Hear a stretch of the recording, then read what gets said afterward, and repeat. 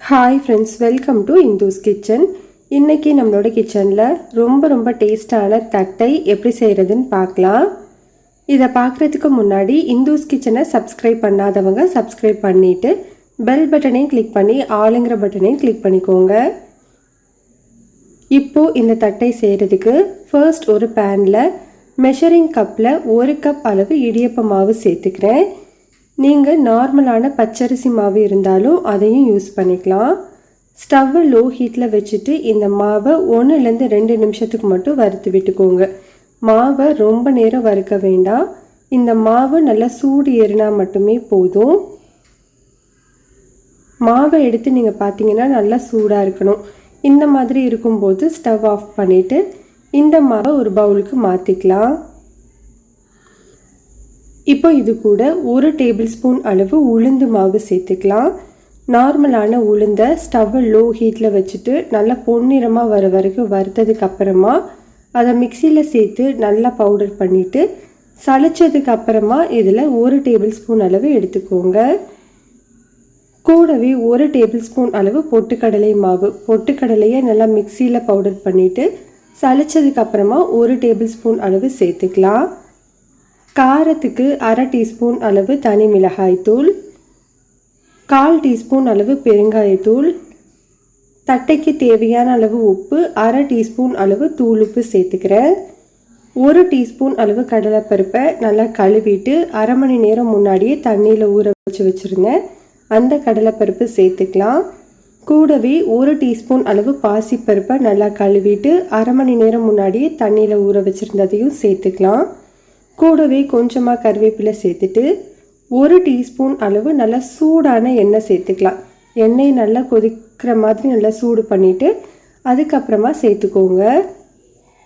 இப்போ இதை ஃபர்ஸ்ட் ஒரு ஸ்பூன் வச்சு நல்லா ஈவனாக மிக்ஸ் பண்ணதுக்கப்புறமா கொஞ்சமாக தண்ணி சேர்த்து சப்பாத்தி மாவு மாதிரி நல்லா இலகலாக பிசைஞ்சு எடுத்துக்கோங்க.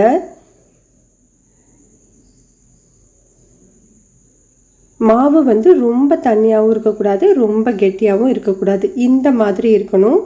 பாருங்கள், நல்லா சாஃப்டாக இருக்கணும். அப்போ தான் நம்மளுக்கு தட்டை நல்லா டேஸ்ட்டாக கிடைக்கும். இப்போ இது மேலே திரும்ப 1 டீஸ்பூன் அளவு எண்ணெயை நல்லா சூடுபடுத்திட்டு சேர்த்துக்கலாம். இப்படி நம்ம லாஸ்ட்டாக எண்ணெய் சேர்த்து நல்லா பிரட்டும் போது தட்டை சாப்பிட்றதுக்கு ரொம்பவே முறுமுறுன்னு டேஸ்ட்டாக இருக்கும். இப்போ இதை நல்லா கலந்து விட்டதுக்கு அப்புறமா இதில் கொஞ்சமாக மாவு எடுத்து இந்த மாதிரி சின்ன உருண்டைகளாக உருட்டிக்கலாம். நல்லா வலுவலுன்னு உருட்டிக்கோங்க. அப்போ தான் தட்டை ஷேப்பாக கிடைக்கும். இதே மாதிரி நம்ம எல்லா மாவையுமே பிடிச்சு எடுத்துக்கலாம். இப்போ பாருங்கள், நான் எல்லா உருண்டைகளையும் உருட்டிட்டேன். 1 கப் அளவு பச்சரிசி மாவுக்கு மொத்தமாக 25 உருண்டைகள் கிடச்சிருக்கு. தட்டை செய்கிறதுக்கு இந்த மாதிரி ஒரு பிளாஸ்டிக் ஷீட் எடுத்துக்கலாம். அப்படி இல்லைன்னா எண்ணெய் கவர் இல்லைன்னா பால் கவர் எடுத்துக்கோங்க. அதில் நல்லா எண்ணெய் தடவினதுக்கு அப்புறமா இந்த மாதிரி நம்ம ரெடி பண்ணி வச்சுருக்கிற பாலை 2 வச்சுக்கிறேன். இதை அப்படியே மூடிட்டு நம்ம வீட்டில் இருக்கிற சின்ன கிண்ணத்தை வச்சு நல்லா ஈவனாக அழுத்தி விட்டுக்கோங்க. எல்லா சைடுமே நல்லா ஈவனாக இருக்கணும். அப்போ தான் நம்மளுக்கு தட்டையும் ஈவனாக வேகும்.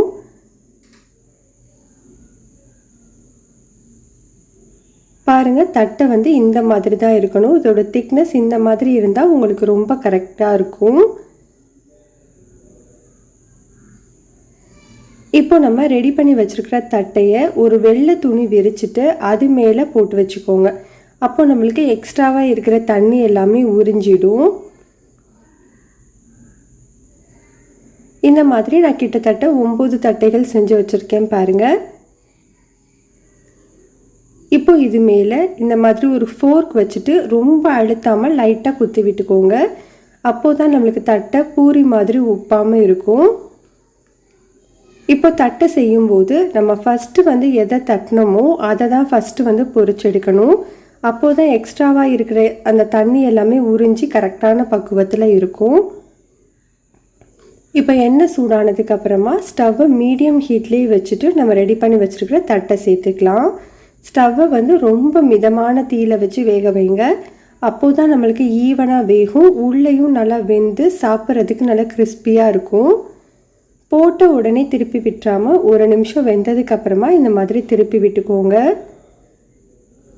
எண்ணெயோட சலசலப்பு இந்த மாதிரி சுத்தமாக அடங்கினதுக்கப்புறமா நம்ம ரெடியான தட்டைகளை எடுத்துடலாம். அவ்வளோதான், நம்மளுக்கு ரொம்ப ரொம்ப டேஸ்டான தட்டை ரெடி ஆயிடுச்சு. கண்டிப்பாக இதே மாதிரி நீங்களும் ட்ரை பண்ணிவிட்டு எப்படி வந்ததுன்னு சொல்லுங்கள்.